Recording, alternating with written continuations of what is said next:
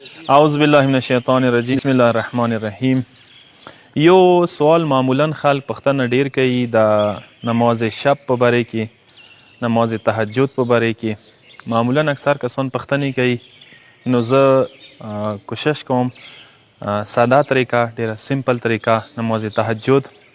څه علماو ډیر زیات تاکید په دی، ائمه او اهل بیتو ډیر زیات تاکید په کړی دی، علماو سیرات و بقاعده نماز تهجد یا نماز شب الوستله څه ډېر زیات فضیلت و مقام و مرتبه لري. هغسې لمونځ مستحب و لمنځو کې پیغمبر باندې دا لمونځ بقاعده واجب ګڼلی شوی و، قرآن آیتونه ورباندې موجود دي باندې. نو ساده طریقه یې دا دی څه 11 رکعت لمونځ دی، شپې 3 سیکه چیرې ته کې دریم حصې کې کیږي. اصوله څه څه بیا لمنځه ته نږدې وکړي بهتره دی، ثواب یې زیات دی، فضیلت یې زیات دی. مطلب دا څه څه به اذان ته که چیرې 20 منټه پاتې وي، نیمه ګنټه پاتې وي، دغه ټایم کې ته وکړي ډېر زیات فضیلت و ثواب یې دی. 11 رکعت څه لمونځ دی، دي کې 8 رکعته نماز شب دی او 2 رکعته نماز شفع دی. 1 رکعت اخیری کې کیږي نماز وتر نیت سره. د کوم 8 رکعته نماز شب دی دی نیت دا شی کوو 2 رکعته به دا کوي، بلکل سب لمنځه په شانتې نیت به کوي څه لمونځ د کوم نماز شب قربتا الی الله، بلکل مذهب غونتې کې اول رکعت کې الحمد سوره، دویم رکعت کې الحمد سوره او قنوت. 8 رکعته څه ختم شي هغه نه بعد 1 رکعت نماز شفع دی، شین فی عین شفع.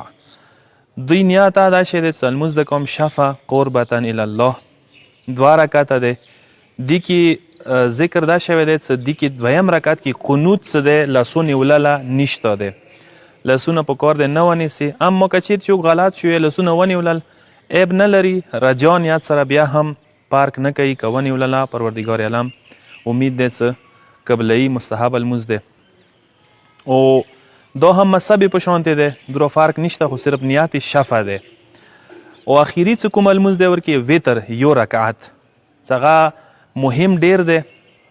هغه نیت دا دی چې لمونځ د کوم وتر قربتا الی الله 1 رکعت دی. بهتره دا دی چې دې کې ته الحمد څه ولولي، الحمد نه بعد 3 ورې قل هو الله احد وایي. خو که چیرې چا توفیق وي قل اعوذ برب الناس ورکې وایي، قل اعوذ برب الفلق ورکې وایي، بهتره خبره دی.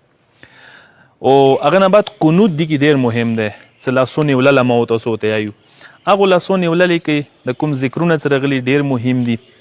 چې هغوی کې یو ذکر اندا دی چې 80 ور انسان په کار دی استغفار وکړي، استغفر الله ربي واتوب الیه ذکر دی 70 مرتبه په کار دی وایي استغفار وکړي. او بیا دي کې 40 مؤمنینو ته یا مؤمناتو ته دعا د مغفرت دی، دا ډیره مهمه ده چې 40 کسانو ته د مغفرت دعا وکړي. هغه کې اندا شی وایي اللهم اغفر لاحمد لعلی لجعفر لحسین. ایکی وری که چیرې ته وایي اللهم اغفر خدای وبخښي، ایکی لام لګوي نامه خلی او بیا 40 کسانو په کار دی ته پرا کې. اکثر خلک پښتنه کې 40 نه زیات که چیرې شي او کم شي نه، 40 نه زیاته نه دي په کار، 40 نه کمه نه دي په کار. 40 عدد کې یو خاص راز و رمز پټ دی، دی 40 عدد باندې تاکید شوی دی. 40 عدد خدای ته مهم دی، 40 عدد اکثر مقدس رغلی دی. نو دا انسان په کار دی پرا کی. ایدی داسې سمپل ځکه ساده مثال در کوم اندا دی چې که چیرې یو ډاکټر ته یو خاص مقدار کې دوایي ولیکي چې دوره تعداد کې دا خوره 3 ټایمه استعمالوه، نو ته کوئ 4 ټایمه یې استعمال کوم یا 2 ټایمه نه، هغه اثر نه کوي چې کوم اثر هغه ته یخې شوی دی. دي کې زنده کسانو ته دعا کوای شي د مغفرت، مرده ته کوای شي، پلاران دي کوشش وکړي، پلار و مور دی، استادان دي، چا در باندې احسانات کړي وي، او علما دي، شهیدان دي، ټول په کار انسان ورکې یاد کړي.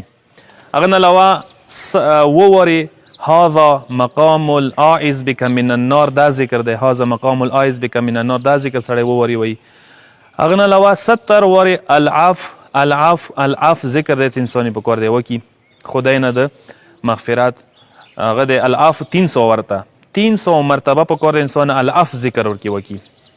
دې طریقې سره هغه د لمونځ دی ګرچې نور ذکرونه شته خو بس سمپل ساده طریقه همدا دی. ځینې کسان پوښتنه کوي که چیرې نه شوم پڅېدا یا شوق مو ډېر و مخکې یې کوای شم دا راغلی دی چې ته یې مخکې یا کوای شي مطلب دا څه ماښام ټایم یا کوای شي ماسخوتن لمانځه نه بعد راجیان یا څه به کوي څه امید دی چې خدای قبول کړي انشاءالله. هغه نه علاوه خو بهتره دی والافضل قضاؤها څه بهتره دی چې قضا یې وکړي مطلب سبې لمانځه نه بعد یو ورځ ټایم یو ټایم قضا یا څه ته وکړي دا بهتره دی. خدای د موږ ټولو ته نماز تهجد نماز شب الوستلې توفیق نصیب کړي. والسلام علیکم ورحمة الله وبرکاته.